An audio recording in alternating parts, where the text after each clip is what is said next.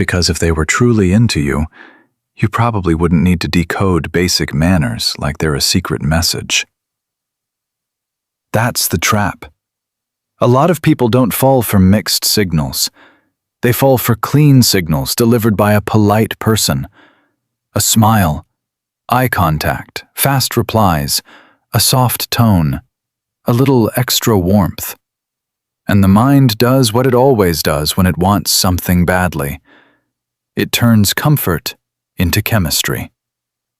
But politeness and attraction are not the same thing. Politeness is social intelligence. Attraction is directional energy. One keeps the interaction smooth, the other tries to move it somewhere. And if you don't understand that difference, you will keep mistaking emotional possibility for romantic interest. Because politeness feels personal when you want it to be. That's what makes it dangerous. Someone laughs at your jokes, remembers a detail, leans in, asks how your day was, and suddenly your brain starts building a whole private movie around a few moments that may have meant almost nothing on their side. Not because you're naive, because humans are pattern-making machines. We hate ambiguity. We'd rather create a story than sit inside uncertainty. So when someone gives us warmth without clarity, we often reward ourselves with fantasy. And fantasy is cheap. Real attraction usually isn't. Here's the reframe that changes everything. Politeness is about making you feel comfortable in the moment. Attraction is about making sure there will be another moment. That's the difference. A polite person can be fully present with you and still have zero romantic interest. They can be engaging, attentive, charming, even playful.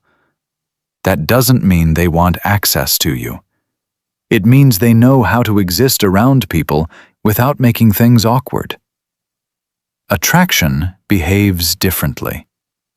Attraction starts reaching. It finds reasons. It creates openings. It extends conversations that don't need to be extended. It introduces small risks, a little more honesty, a little more curiosity, a little more intention. That's the part most people miss. They keep asking, were they nice to me? Wrong question.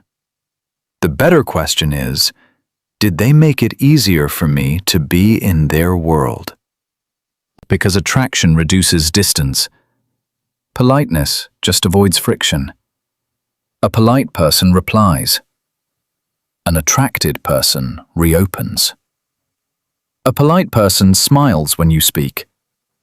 An attracted person gives you something to come back to. A polite person keeps the vibe pleasant. An attracted person leaves the vibe unfinished. That unfinished feeling matters. When someone is genuinely drawn to you, there's usually a subtle pull in the interaction, a slight overextension, a little extra attention that isn't strictly necessary. Not performative, not loud, just costly enough to mean something. And that word matters more than most people realize. Cost. Real attraction usually pays a cost. Time, effort, vulnerability, initiative, risk. Maybe they text first when they don't have to. Maybe they remember the one detail nobody remembers. Maybe they make themselves available.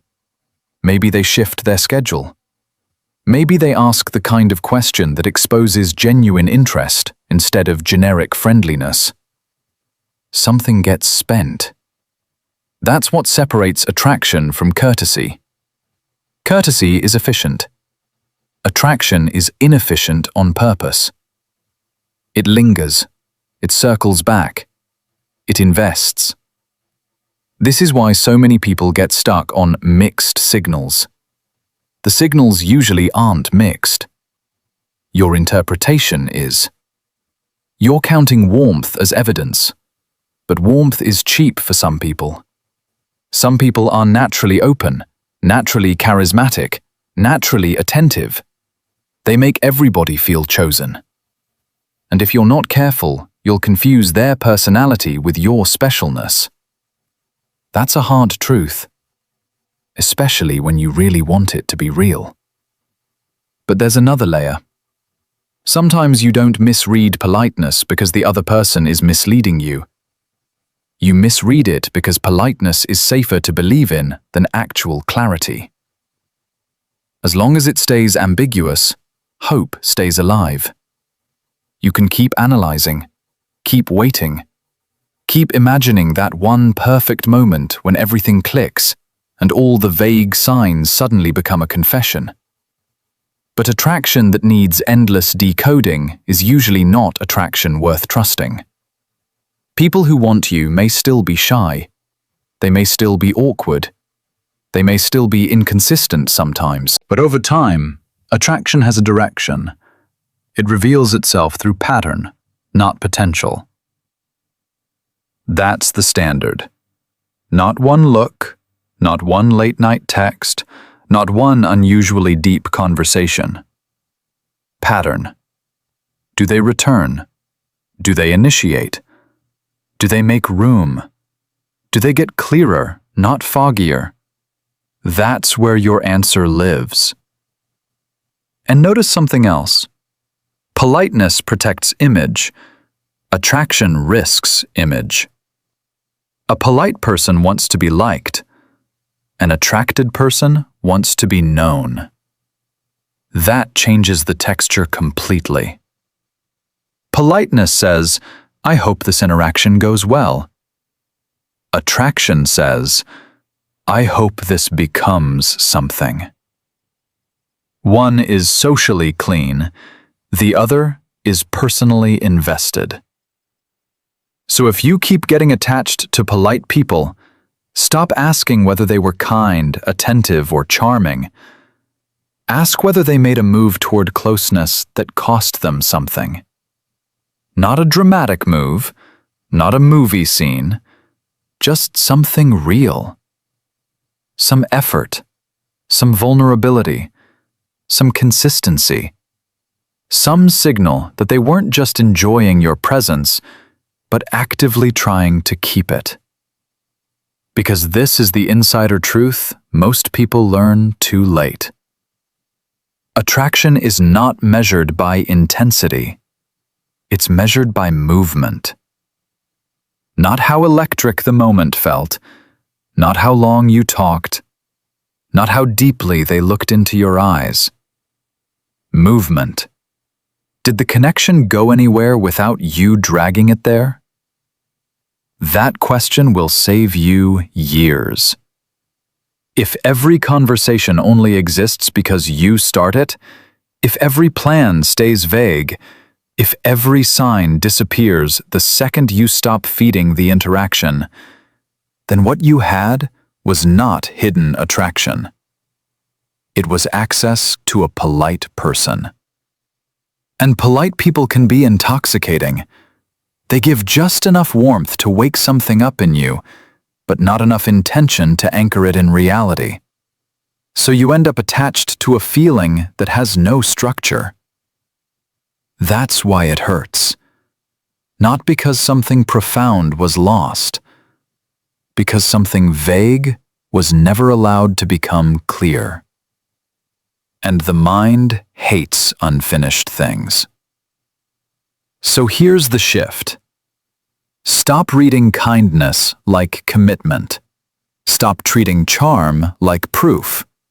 Stop giving emotional meaning to behavior that required no courage. Start looking for the thing politeness can't fake for long.